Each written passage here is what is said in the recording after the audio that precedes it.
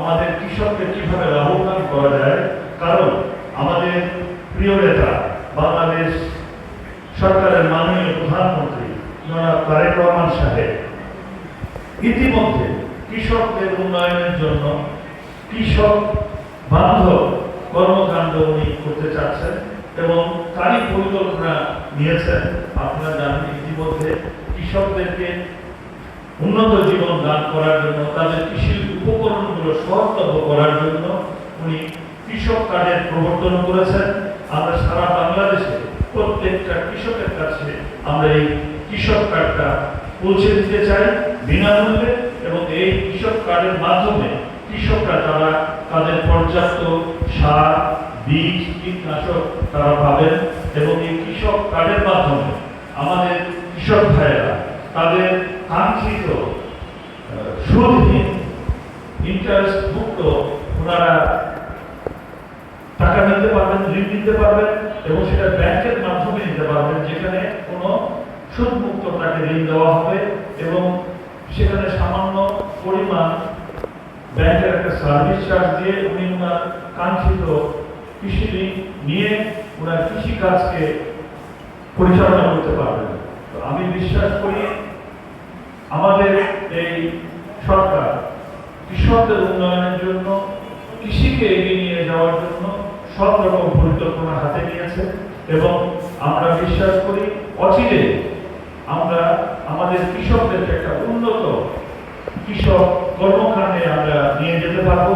তার মাধ্যমে আমরা উপযুক্ত একটা বিপ্লব ঘটিয়ে আমাদের দেশে যে চাহিদা, ফসলের যে চাহিদা, সেটা আমরা পূরণ করে বিদেশে রপ্তানি করতে পারবো। আপনারা ইতিমধ্যে শুনেছেন আমাদের এখানে প্রচুর পরিমাণে লিচু হয়। এই লিচুটা ফলটা একটা ক্ষণস্থায়ী ফল, বেশি দিন এটাকে ধরে রাখা যায় না। তাই আমরা চেষ্টা করছি, আমরা আশা করি এই এলাকায় আমরা লিচুটাকে প্রক্রিয়াজাত করে সেটাকে কিভাবে বেশি দিন আমরা রিজার্ভ করে অসময়ে, অর্থাৎ যে সময় লিচুটা উৎপাদিত হয় সেই সময়ে এই লিচুটা খুব তাড়াতাড়ি শেষ হয়ে যায়, সেটাকে যদি আমরা কোল্ড স্টোরেজের মাধ্যমে, বিশেষায়িত কোল্ড স্টোরেজের মাধ্যমে আমরা লিচুটাকে ধরে রাখতে পারি, তাহলে অনেক দিন পর্যন্ত আমরা এই ফলটাকে খেতে পারবো। পাশাপাশি বিদেশে এটা প্রচুর রপ্তানি হওয়ার একটা সুযোগ রয়েছে, যেটা আপনি ইতিমধ্যে শুনেছেন ইংল্যান্ড সহ অনেক উন্নত দেশে এই লিচুটা আমাদের এই বিরোধ থেকে সেটা রপ্তানি হয়, আমও রপ্তানি হয়। এটা আমাদের জন্য অত্যন্ত সৌভাগ্যের বিষয় এবং আমি বিশ্বাস করি যে পরিমাণ এখন রপ্তানি হচ্ছে, দিন দিন এটা বছর বছর এটা আরো বৃদ্ধি পাবে। সেটার জন্য আমরা অবশ্যই কৃষি সম্প্রসারণ অধিদপ্তরের মাধ্যমে আমরা কৃষকদেরকে উপযুক্ত ব্যবস্থা করে দেব, যেন সেই ফলটাকে তারা কোল্ড স্টোরেজে রেখে এটাকে দীর্ঘ মেয়াদে এটাকে যেন এটা তারা রপ্তানি করতে পারে বা ব্যবহার করতে পারে। তো আমার তেমন কিছু আর বলার নেই, আমি শুধু এটুকুই বলবো, যা কিছুই আমরা করি না কেন আমাদের জনগণকে, সবাইকে সরকারের সহযোগিতা করতে হবে। সরকারের একার পক্ষে এবং আমাদের কৃষি অধিদপ্তরের একার পক্ষে সবকিছু করা সম্ভব হবে না।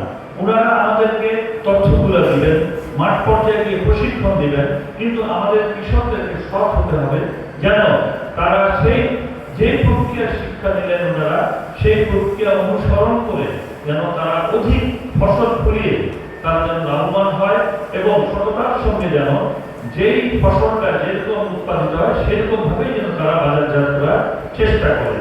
তো আমি আর বক্তব্য দীর্ঘায়িত না করে আবারও কৃষি অধিদপ্তরকে আমি ধন্যবাদ, কৃতজ্ঞতা জানিয়ে আপনাদের সকলের সুস্বাস্থ্য দীর্ঘায়ু কামনা করে আমি আমার সংক্ষিপ্ত বক্তব্য শেষ করছি। সকলকে ধন্যবাদ। আসসালামু আলাইকুম।